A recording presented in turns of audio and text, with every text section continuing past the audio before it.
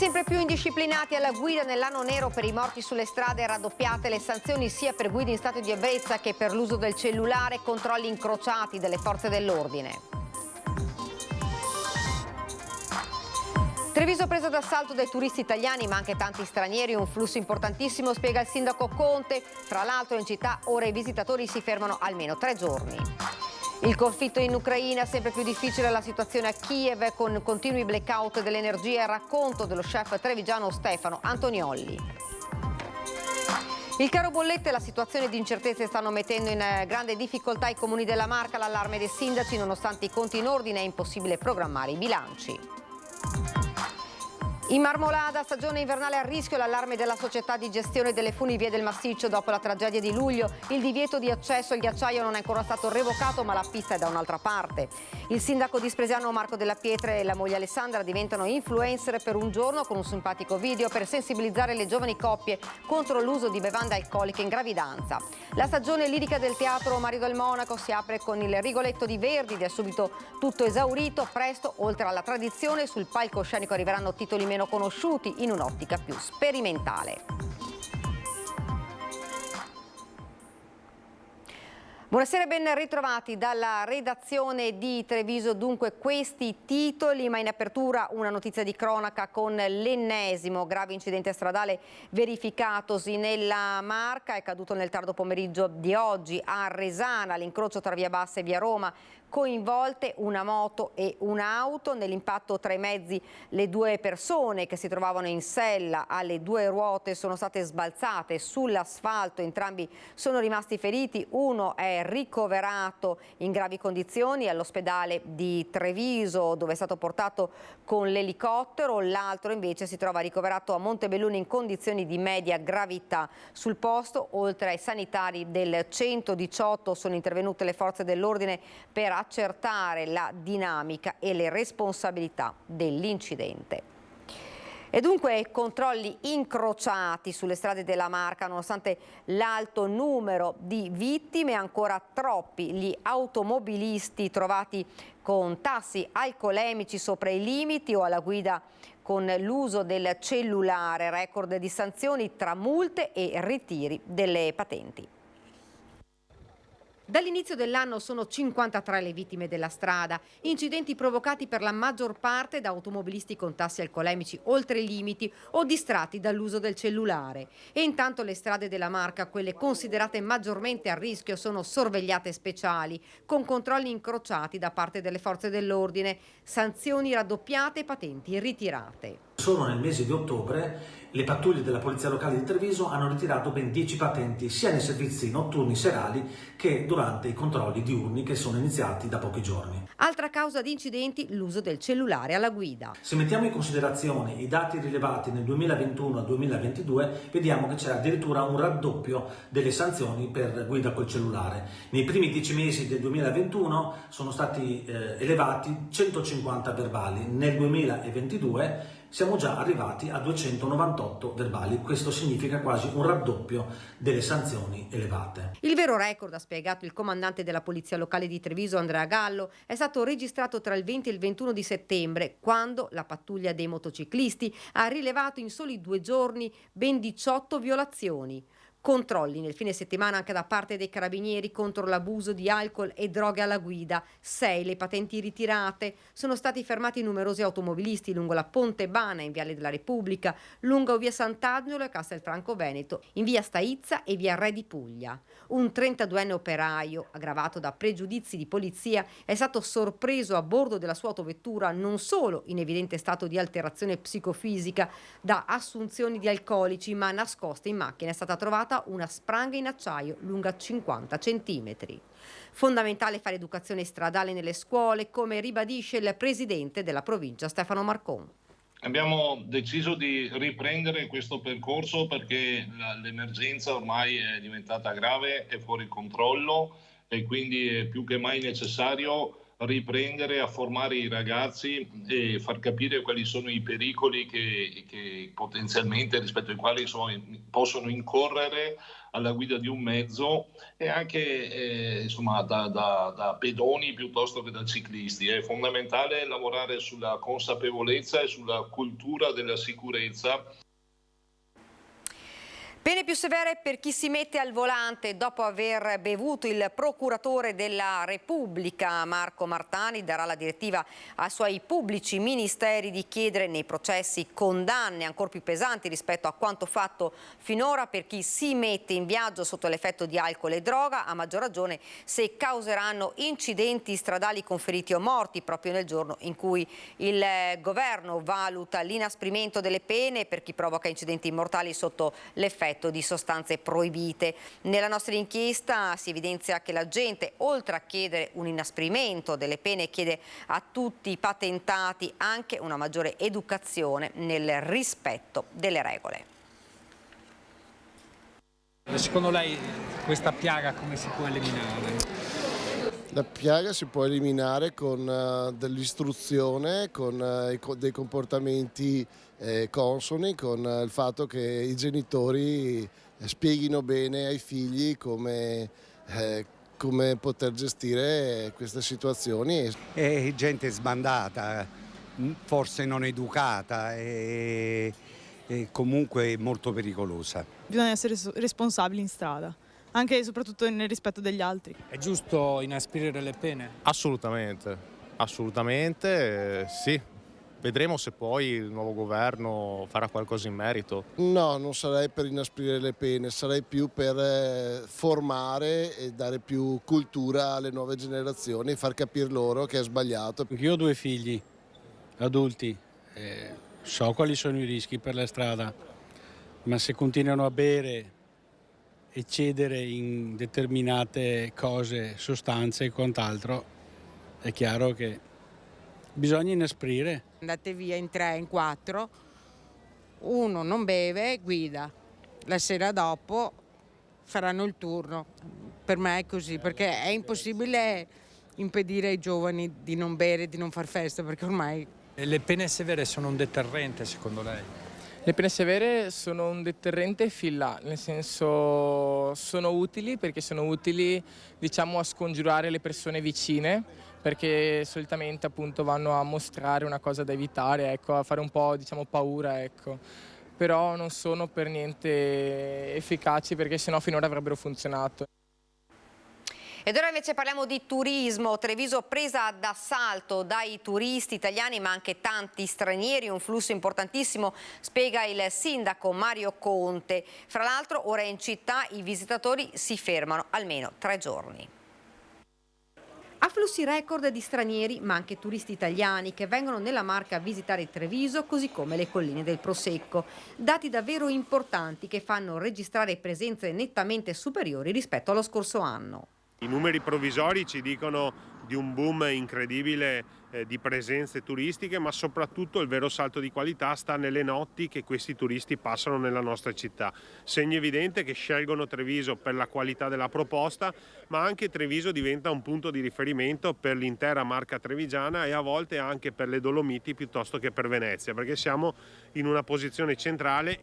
I dati parlano di un più 140% rispetto al 2021. Certo, nella Marca la strada da fare è ancora lunga per recuperare i numeri registrati prima dell'emergenza Covid, ma sicuramente Treviso e le colline stanno trainando questa ripresa. E ripeto, è un punto di partenza, non un punto di arrivo, e questo deve essere un po' l'impegno che tutte le associazioni di categoria insieme all'amministrazione si vogliono assumere. Nei primi 7 mesi dell'anno, da gennaio a luglio, a Treviso sono arrivati 78.000 turisti. Positivo anche l'afflusso tra Valdobbiadene e Vittorio Veneto, dove nello stesso periodo si è vista la presenza di oltre 56.000 turisti. Altro dato importante riguarda il numero di notti che trascorrono nella città. Questo è uno dei dati più incoraggianti e più positivi, nel senso che Treviso ha sempre avuto un turismo di passaggio, no? Quindi erano turisti che magari passavano la giornata, quindi non si potevano nemmeno definire turisti, ma erano visitatori.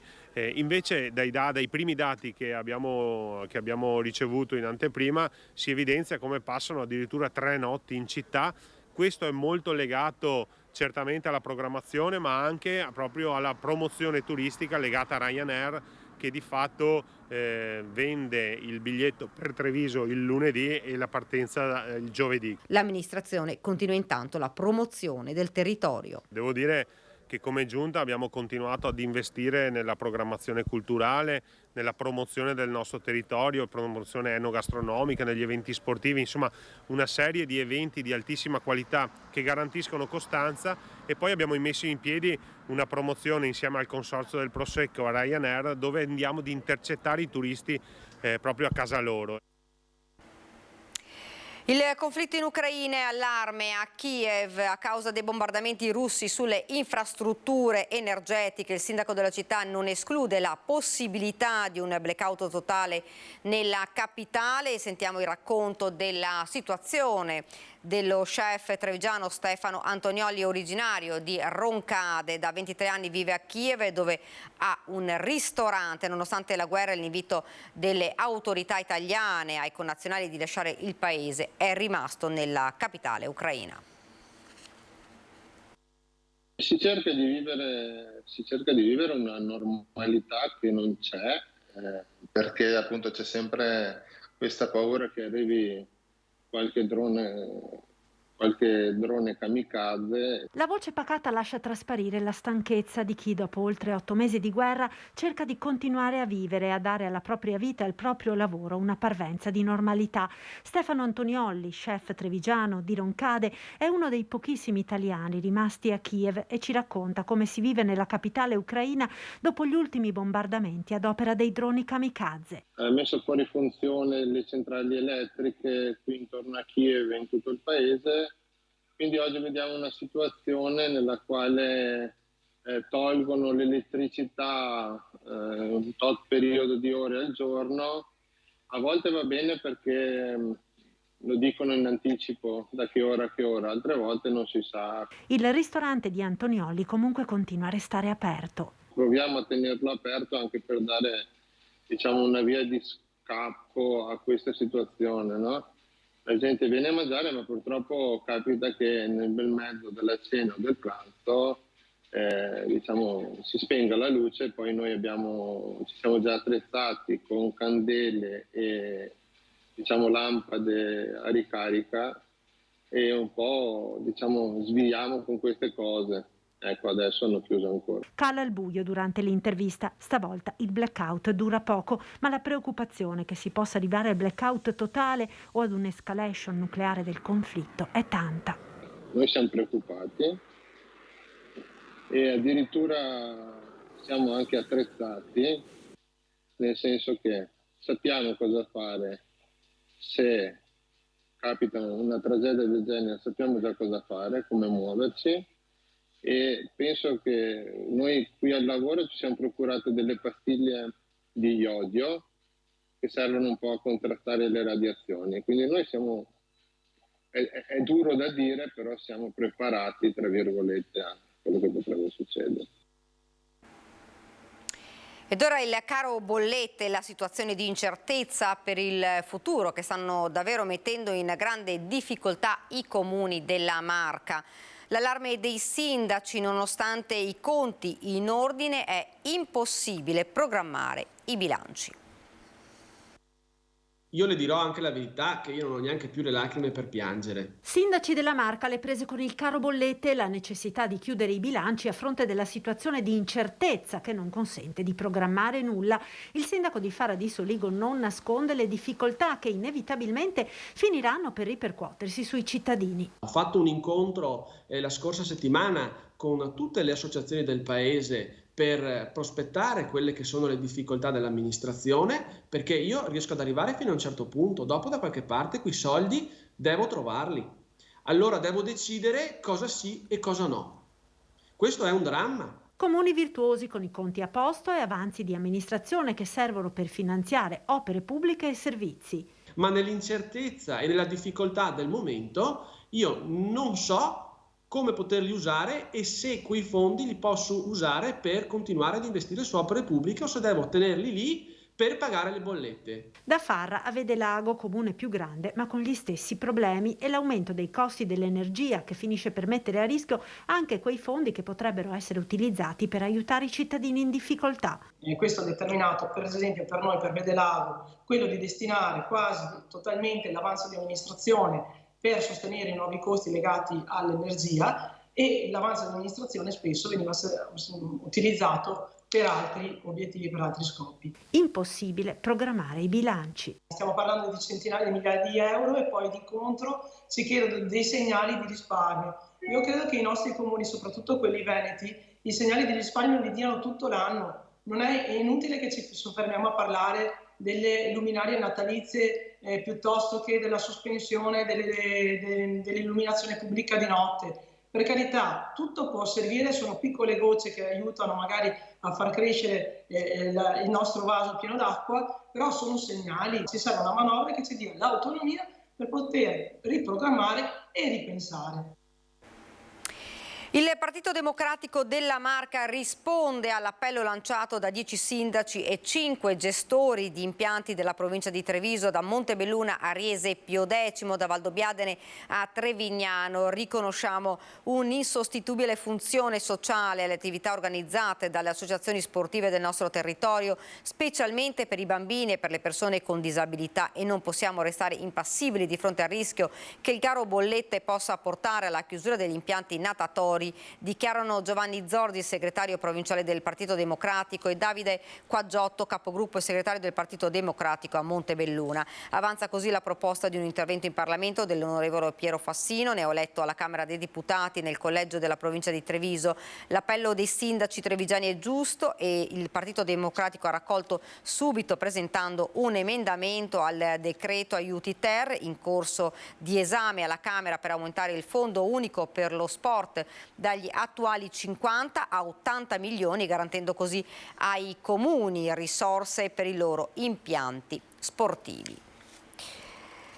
Ed ora parliamo della superstrada pedemontana. Il risparmio in termini di tempo non compensa il costo del pedaggio, che è troppo caro, e è la constatazione degli autotrasportatori veneti, che auspicano una riduzione dei pedaggi, che altrimenti, dicono, è destinata a restare sottoutilizzata. Superstrada pedemontana veneta. Secondo l'ultimo cronoprogramma della regione, entro dicembre sarà pronto il collegamento con la A27, mentre a marzo del 2023 ci sarà quello con Montecchio Maggiore. Allora sarà quindi possibile percorrere l'intera arteria da Spresiano fino appunto al comune vicentino, senza passare per la viabilità ordinaria, in una quarantina di minuti. Eppure ad oggi la superstrada, almeno il tratto completato, è poco utilizzata da automobilisti e camionisti. La ragione è una sola, secondo gli autotrasportatori, che macinano ogni giorno centinaia di chilometri, ed è quella dei costi, pedaggi troppo alti per giustificare il transito. Oggi se si deve pagare quel costo là con i pedaggi risultano molto penalizzanti. Allora ovvio che se uno pensa che ha 10 minuti di differenza per andare sulla strada normale e magari spende, come nel caso di un autotreno, 18 euro per andare fino a Vicenza, ci pensa due volte. Per 10 minuti 18 euro ci pensa. La soluzione, secondo gli autotrasportatori, è una sola: ridurre i pedaggi. Se riusciamo a fare degli sconti, come è stato fatto anche sul passante, riusciamo ad avere degli sconti per i vicinanti, per i veneti, per i trevigiani, non lo so, si potrà pensare in qualche maniera. Ovvio che si potrà avere un traffico molto più che raddoppiato. E si sono svolte questa mattina a Ponte di Piave le celebrazioni per la giornata dell'unità nazionale e delle forze armate. La prima parte è stata riservata agli studenti dell'Istituto Comprensivo di Ponte di Piave e alla scuola paritaria di Negrisi, alla quale ha partecipato con un breve intervento il colonnello Ernesto Acciarino. La cerimonia ufficiale è organizzata in collaborazione con l'amministrazione comunale di Salgareda, visto la presenza delle associazioni combattentistiche ed Arma e la partecipazione del gruppo I dai Mani del Piave e dell'Associazione Argine Maestro di Breda di Piave. Il dovere della memoria, ha dichiarato il sindaco Paolo Aroma, ci ha portato oggi a condividere con l'intera cittadinanza il restauro conservativo delle bacheche dell'albo pretorio, un pezzo di storia della vita amministrativa del paese che ritorna nella casa municipale. Ed ora ci fermiamo per una piccola pausa pubblicitaria e poi torniamo di nuovo qua in studio. Rieccoci nuovamente in studio. Mamma beve, bimbo beve. Il sindaco di Spresiano, Marco Della Pietra, e la moglie Alessandra, influencer per un giorno per sensibilizzare le giovani coppie contro l'uso di bevande alcoliche in gravidanza. Ciao amore, bicchierino? Ma sei fuori? Perché? Mamma beve, bimbo beve. Non lo sapevo mica. Non lo sapevi. Non si può neanche un bicchiere. Anzi, neanche un goccio. Allora sai cosa c'è? Non bevo neanch'io. Il sindaco Marco Della Pietra e la moglie Alessandra in dolce attesa, influencer per sensibilizzare le giovani coppie contro l'uso dell'alcol in gravidanza.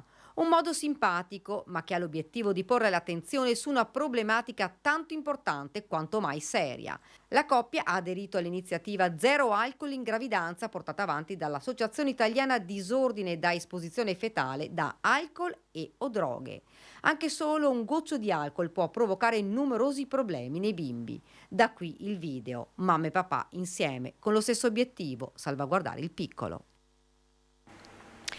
La stagione lirica del Teatro Mario del Monaco si apre con il Rigoletto di Verdi. Presto, oltre alla tradizione, sul palcoscenico arriveranno titoli meno conosciuti in un'ottica più sperimentale.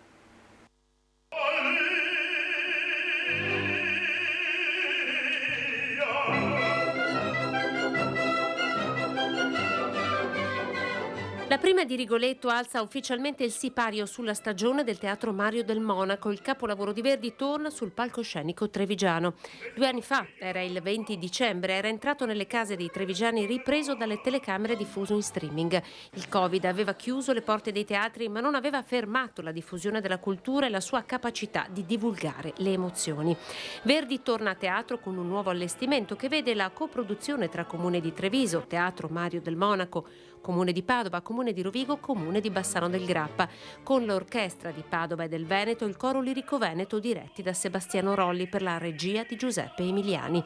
Scenografia essenziale, ricca di suggestioni visive quasi cinematografiche. Il pubblico dopo 2 anni di pandemia è stato assente dai teatri e dobbiamo riportare i teatri, e non meglio con i titoli diciamo di tradizione. Questo è Rigoletto, andiamo a chiudere con Trovatori in febbraio la trilogia verdiana, quindi titoli molto popolari. Sicuramente l'idea, ne abbiamo parlato col Presidente Beltotto, di sperimentare anche quei 600 titoli veneti, insomma, di produzione veneta, che non sono molto blasonati e presenti nei cartelloni delle stagioni dei teatri. Sono circa 800 e di questi 800 il repertorio veneto e veneziano è più della metà. Dobbiamo ricominciare a proporre le cose che nessuno propone. Rinnovare i titoli mantenendo sempre un filo diretto con la tradizione, un po' come rompere gli schemi per attrarre un nuovo pubblico ed abituare l'orecchio di chi già frequenta i teatri a sperimentazioni nuove. Soddisfatto il Comune di Treviso, è buono il saldo degli abbonamenti staccati, buona la risposta del pubblico, ma c'è anche un obiettivo ancora più ambizioso. L'idea di tenerlo sempre aperto, che era un po' il goal che ci eravamo posti insieme al nostro sindaco, e di veramente farne, oltre ai musei, un'altra casa della cultura e della musica dei trevigiani, sempre aperto.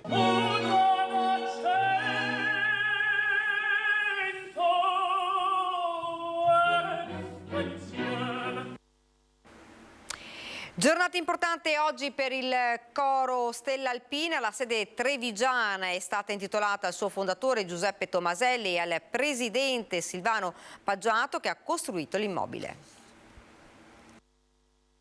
Lassù per le montagne, nella Mosmosi e valli d'Ora, la Sperughe. Sentire il coro Stella Alpina emoziona sempre. Luigino è il più anziano. 65 anni di coro. C'era più giovani una volta. Senta, ma Che emozione è essere qua, sempre con il coro di oggi. È quello che mi ha salvato la mia vita, il coro.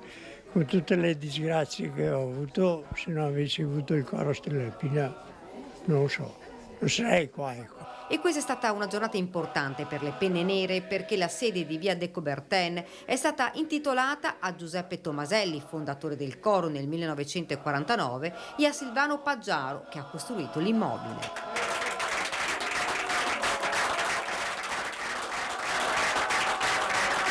Le emozioni sono tante perché sono due persone importanti, è una realtà che ha 73 anni, quindi un sacco di storia, molte persone che sono passate qui dentro, quindi è anche la nostra commemorazione a tutte queste persone, quelli che ci hanno lasciato. Il coro è un po' l'anima degli alpini. Sì, noi siamo nati come coro che canta la montagna. In realtà poi la nostra musica è musica d'autore, è musica di Beppi De Marzi e molti altri autori che cantano la montagna, cantano i ricordi, cantano quello che sono la guerra e tutte canzoni che cantano emozioni, amore. Poi il momento solenne con la benedizione della targa. Presenti anche la moglie di Paggiaro e il nipote di Tomaselli, accolti con un lungo applauso. Il sindaco Mario Conte ha cantato assieme al coro. Questa per me, per noi, ha detto, è una grande famiglia.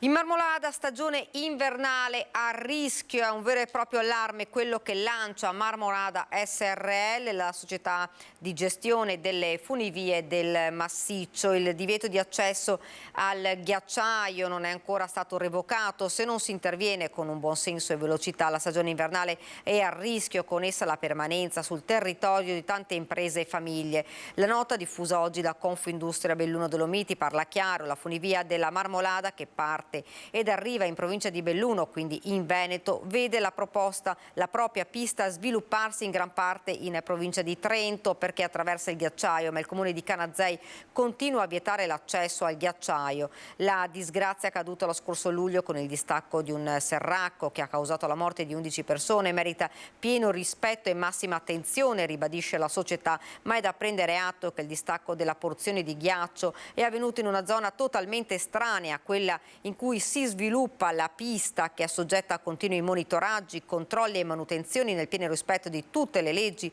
e delle normative. E di qui dunque la richiesta alle porte della stagione invernale dello sci di poter procedere con la preparazione delle piste e degli impianti per consentire il regolare avvio dell'attività tra un mese. A Feltre si ragiona invece sulla viabilità, dalle piste ciclabili alla zona industriale, diversi gli aspetti su cui si focalizza la nuova giunta comunale. La viabilità è sempre stata una delle cose di cui tutti i cittadini si lamentano di più e su cui le nuove amministrazioni mettono mano. Feltre non fa eccezione e 3 sono i punti su cui è stata focalizzata l'attenzione, presentando alla stampa i nuovi progetti. Si tratta di concludere la programmazione vecchia perché dobbiamo assolutamente rendicontarla, fare ordine, completare, spendere le risorse disponibili. Sono 3 interventi diversi, uno riguarda le sistemazioni esterne del palaghiaccio, c'è un residuo da spendere, una somma residua, e facciamo interventi necessari intorno per dare anche un po' dignità alle aree esterne della struttura. Il secondo riguarda 2 interventi, uno è un parcheggio a servizio del Casale di Celarda e dell'area del Vienchetto, una zona che era già utilizzata a parcheggio che viene sistemata, un anello pedonabile e ciclabile che in qualche maniera utilizza strade esistenti e sistema anche percorsi esistenti tra la Val di San Martino e la Sen. E il terzo è una revisione del sistema della ciclabilità garantendo il raggiungimento dell'obiettivo di un collegamento est-ovest. Si tratta di completare tratti già iniziati e di potenziare il tratto a sud della città collegando alla zona industriale. Grande attenzione dunque per la zona industriale, cuore economico della città. Qui si ritiene di dover dare risposte che in passato non ha ricevuto. Questi interventi dovevano essere completati entro giugno del 2023. Alcuni lo saranno senz'altro e facciamo il tutto per farlo, altri chiederemo una proroga di un anno, comunque entro il giugno del 2024 dobbiamo riuscire a completare tutto perché la programmazione scade nel 2025 e bisogna assolutamente che siano conclusi. Si è conclusa oggi in centro a Belluno la 36esima extempore di scultura sul legno, l'appuntamento più atteso dell'autunno bellunese nel periodo che anticipa la festa del patron San Martino l'11 novembre, tra profumo di legno di Cirmolo e suono degli scalpelli. Sentiamo le interviste agli scultori realizzate da Fabio Fioravanti con Stefano Bozzi. Siamo in centro a Belluno, vogliamo raccontarvi la 36esima edizione di un extempore di scultura sul legno. Hanno posto come tema l'energia. Io e Stefano abbiamo già intervistato gli scultori che stanno lavorando sul legno. Non ci fermiamo da uno soltanto, ma andiamo a raccontarveli attraverso le tante interviste, facendovi vedere come arrivino un po' da tutta Italia, tante al Trentino Alto Adige, ma anche dal Lazio e anche dal Piemonte. Scolpire a Belluno com'è? Bello, bello. C'ero già stato, è la quarta volta che vengo, ma le prime volte erano 20 anni fa. È cambiato poco, è sempre bello, bella città, bella accoglienza, bel clima. Bella, è una bella esperienza sempre venire a scolpire a Belluno. Minimo la 15ª volta. Mi piace lavorare qua in piazza con poco tempo a disposizione perché lì diciamo i pezzi riescono meglio come se li facessi a casa. Con tutto il tempo diventano fiacchi, no? Qua invece rimangono spontanei, buttati là così come pennellati su una tela. Sono venuto qua per la prima volta. Vengo da Torino, ho fatto più o meno 50 simposi, però fino adesso non sono arrivato qua. Ho avuto una bella sorpresa, è una città bella, un'atmosfera straordinaria. Mi trovo molto bene. Ci vengo dall'88 e anche oltre che scolpire ritrovare persone che sono degli amici, sono diventati amici dopo tanti anni e anche rivederli una volta all'anno penso sia la cosa più bella, almeno per me. Vi abbiamo fatto vedere quello che c'è in centro a Belluno, tante le persone che si fermano, per gli artisti un appuntamento ormai fisso nel loro calendario e diamo quindi a loro e a voi l'appuntamento per l'anno prossimo.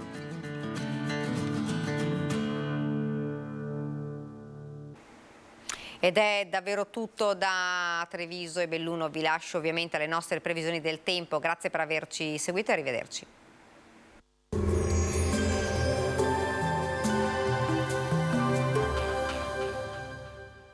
Entra nel mondo Lolato. Da oltre 40 anni un team di professionisti per migliorare la qualità della tua vita. Centro del piede con servizi di podologia. Laboratorio per la produzione di plantari e calzature su misura. Previsione del tempo per lunedì 7 novembre. Sul Veneto pressione atmosferica in aumento, sarà asciutto e soleggiato su tutti i settori con cielo sereno o poco nuvoloso. Non sono previste precipitazioni. Temperature minime comprese tra 3 e 9 gradi, massime intorno ai 15 gradi. Sul Friuli Venezia Giulia cielo a tratti nuvoloso e coperto ma senza piogge, non mancheranno ampie schiarite. Temperature minime tra 5 e 10 gradi, massime intorno ai 16 gradi.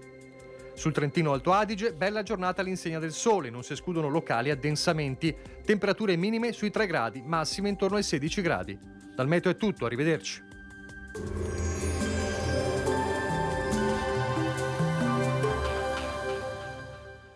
Entra nel mondo Lolato. Da oltre 40 anni un team di professionisti per migliorare la qualità della tua vita. Centro del piede con servizi di podologia. Laboratorio per la produzione di plantari e calzature su misura.